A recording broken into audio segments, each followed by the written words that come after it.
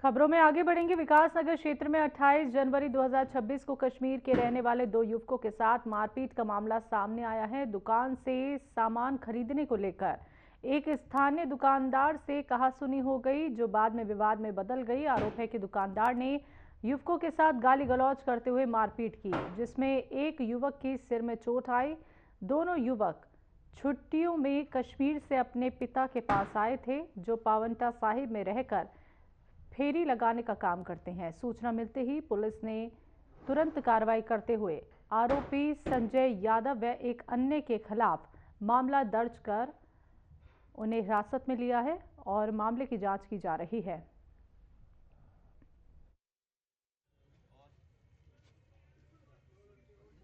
कल दिनांक 28 तारीख को विकासनगर थाना क्षेत्र में दो कश्मीरी युवक थे जो विकासनगर के बाजार में आए थे, जिनके पिताजी जो वर्तमान में पावंटा साहिब में किराए के मकान पर रहते हैं, और ये दोनों युवक भी इस दौरान छुट्टियों में अपने पिताजी के पास आए थे और उनके सहयोग के लिए फेरी में सहयोग के लिए भी वो यहाँ पर पावंटा में रुके हुए थे। कल विकासनगर में एक दुकानदार से इनकी किसी बात को लेकर वहाँ पर कहासुनी हो गई, जिसमें दुकानदार द्वारा जो है उन पर हमला किया गया, जिससे वो इंजर्ड हुए थे। इंजर्ड के बाद उनका मेडिकल कराया गया। मेडिकल और तहरीर के आधार पर जो है मुकदमा सुसंगत धाराओं में दर्ज कर लिया गया है।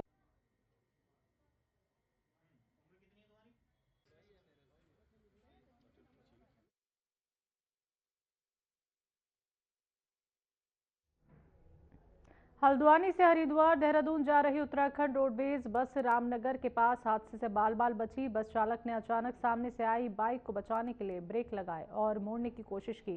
इस दौरान सड़क के किनारे कच्चे हिस्से में बस धंस गई, जिससे यात्रियों में अफरा तफरी मच गई। 6 से 7 यात्रियों को हल्की चोटें आई, जिन्हें स्थानीय लोगों और यात्रियों ने बस से बाहर निकाला तो पुलिस ने मौके पर पहुंचकर यातायात को सामान्य किया और बस को सड़क किनारे से हटाया गया। चालक की सूझबूझ से एक बड़ा हादसा टल गया। सभी यात्री सुरक्षित हैं और स्थिति फिलहाल नियंत्रण में है। ये हम हल्द्वानी से आ रहे थे, हरिद्वार की ओर जा रहे हैं। ये बाइक आ गई बीच में, ड्राइवर ने बचाने के चक्कर में गाड़ी जो है किनारे चली गई। हल्द्वानी से देहरादून को जा रहे थे, एक बाइक वाला आया आगे और एकदम उसको बचाने के चक्कर में ड्राइवर ने एकदम साइड बदल दी, तो झटका लगा। थोड़ी थोड़ी हाथ में झटके तो आए रहे, थोड़ा मेरी भी यहाँ दर्द आई होंगी तब मुझे नहीं मालूम, और लेकिन थोड़ा थोड़ा झटके लगे ही हैं सबको। आईडी निकालो। विकासनगर के डालीपुर क्षेत्र से डराने वाली खबर आई है। एक युवती का शव संदिग्ध हालत में खेत में मिला। बताया जा रहा है कि वो अपने चचेरे भाई के साथ दवा लेने घर से निकली थी, लेकिन वापस नहीं लौटी। देर रात तक घर ना लौटने पर परिजनों ने खोजबीन की, तब उसका लहूलुहान शव मिला तो पुलिस ने मौके पर पहुंचकर जांच शुरू कर दी है। शव को पोस्टमार्टम के लिए भेज दिया है। शुरुआती जानकारी में युवती के शरीर पर धारदार हथियार के निशान मिले हैं, जिससे पता चलता है कि हत्या बड़ी बेरहमी से की गई है। पुलिस अब 3 चीजों पर काम कर रही है। पहला, युवती के साथ निकले चचेरे भाई की तलाश, जो अभी तक गायब है। दूसरा, आसपास के सीसीटीवी और मोबाइल लोकेशन की जांच। तीसरा, पास के डॉक्टर और क्लिनिक से पूछताछ। तो अभी साफ नहीं है कि हत्या किसी आपसी झगड़े की वजह से हुई या चचेरे भाई का इसमें कोई हाथ है। पुलिस हर पहलू की जांच कर रही है और ये घटना ढालीपुर में सुरक्षा पर सवाल खड़े कर रहा है। देखिए, कल एक बालिका की जो है डेड बॉडी की सूचना जो है कंट्रोल रूम के माध्यम से 12:15 बजे प्राप्त हुई थी, जिसकी तत्काल पुलिस मौके पर पहुंची थी। तो यहाँ जो बुक्सा जो यहाँ पर रहते हैं, जो गांव है उनका, उससे करीब जो 300-400 मीटर दूरी एक बॉडी मिली थी। वहाँ एक मोटरसाइकिल भी खड़ी थी। समस्त घटनाक्रम में जानकारी दी गई तो लड़की की पहचान मनीषा नाम से हुई, और जो अपने एक रिश्तेदारी रखते हैं जो गांव के, उनके साथ जो है करीब जो 29-30 साल का सुरेंद्र, उसके साथ वो गई हुई थी। वापसी में जो मोटरसाइकिल थी वो भी एक दोस्त से मांगी गई थी, तो उस संबंध में मोटरसाइकिल भी यहाँ बरामद हुई।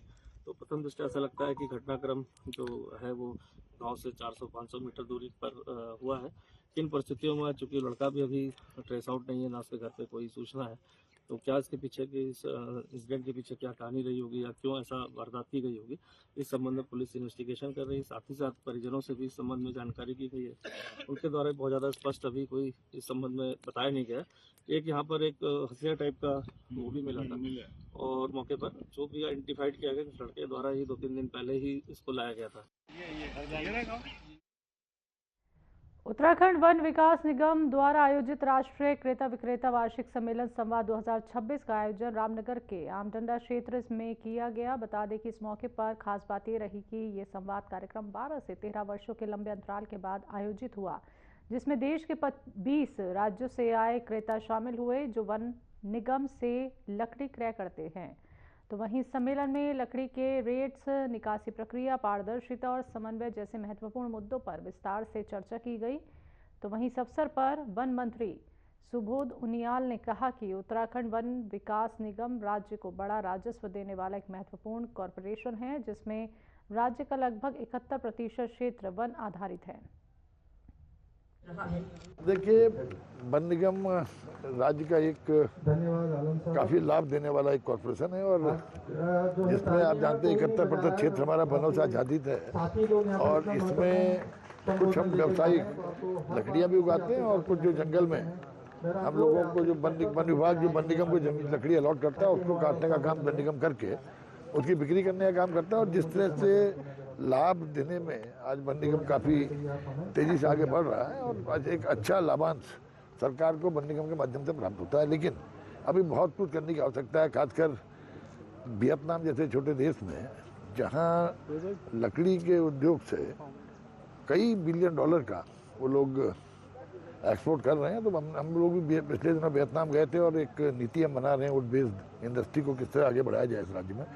साथ ही साथ कुछ चीज़ें जड़ी बूटी को किस तरह से इस सेक्टर को जो हमारे यहाँ पोटेंशियल है हमारे राज्य में उसको किस तरह से एक्सप्लोर किया जा सके, इसको लेकर हमने भी वन पंचायतों के माध्यम से 628 करोड़ का एक हर्बल मिशन योजना प्रारंभ भी की है। और उसमें किस तरह वन पंचायतों के साथ वन निगम को इन्वॉल्व करके उन जड़ी बूटियों का बैकवर्ड फॉरवर्ड लिंकेज बना करके जहाँ एक और हम वन पंचायतों की आय बढ़ाने का काम करें, आम आदमी की आजीविका से वन विभाग को जोड़े, वहाँ हमारे राज्य के अंदर जो पोटेंशियल है जड़ी बूटी उत्पादन का।